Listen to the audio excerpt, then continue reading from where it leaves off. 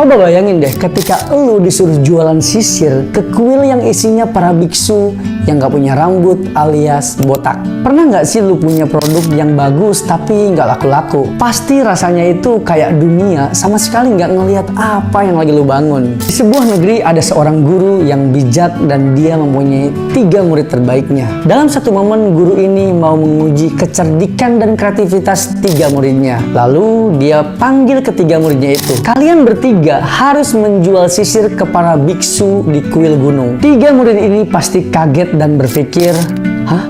Semua biksu kan nggak punya rambut alias botak. Dan jelas-jelas biksu itu nggak butuh sisir. Tapi mau nggak mau tantangannya itu mereka terima karena mereka nggak mau mengecewakan gurunya pasti. Murid pertama dia datang ke gurunya dengan sebuah kekecewaan. Mohon maaf guru, saya udah berusaha semaksimal mungkin dengan keliling kuil dan juga nawarin sisir ke biksu, tapi mereka semua nolak karena mereka berpikir ya mereka nggak punya rambut, pasti mereka nggak butuh sisir. Murid kedua pun datang. Dia datang dengan sebuah senyuman kecil dan membawa laporan penjualan. Guru, saya belum bisa menjual banyak, tapi saya agak kreatif sedikit nih. Saya mencoba sarankan mereka untuk menjual sisir ke para wisatawan sebagai souvenir. Beberapa pengunjung tertarik dan membelinya. Dan saya bisa menjual 10 sisir. Murid ketiga pun datang.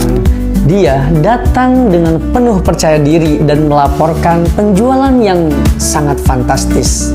Guru, saya coba datang ke kepala kuil dan menyarankan agar setiap tamu yang datang mendapatkan hadiah berupa sisir kayu yang bertulisan kata-kata bijak dari kuil. Dan sisir itu bisa membawa pesan perdamaian dan juga bisa dibawa pulang sebagai kenang-kenangan spiritual. Dan akhirnya mereka suka sama sisir ini guru.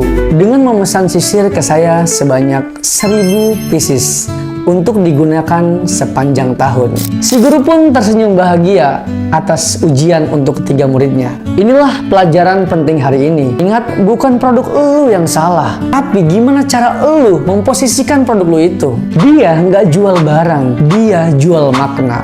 Karena terkadang yang kita butuhkan itu bukan produk yang baru, tapi cara baru untuk membuat orang peduli. Brand lu itu bakal kuat kalau lu tahu dan memahami apa yang lagi lu tanam. Ceritakan maknanya, bukan cuma jual barang, tapi bangun hubungan. Pesan moral dari cerita di atas dalam sebuah bisnis itu yang pertama dari sisi marketing. Murid ketiga memahami target audiens dan menciptakan nilai baru dari sebuah produk. Yang kedua dari sisi branding. Sisir dirubah menjadi simbol perdamaian dan kebijaksanaan, bukan hanya alat untuk menyisir rambut. Yang ketiga dari sisi value. Produk yang tampak tidak berguna bisa jadi nilai tinggi dengan konteks yang baru yang jauh lebih fresh. Dan kalau dari sisi positioning, sisir diposisikan bukan sebagai alat untuk menyisir rambut, tapi souvenir spiritual yang membawa pesan perdamaian. Kalau lu suka dengan cerita ini, subscribe, like, and share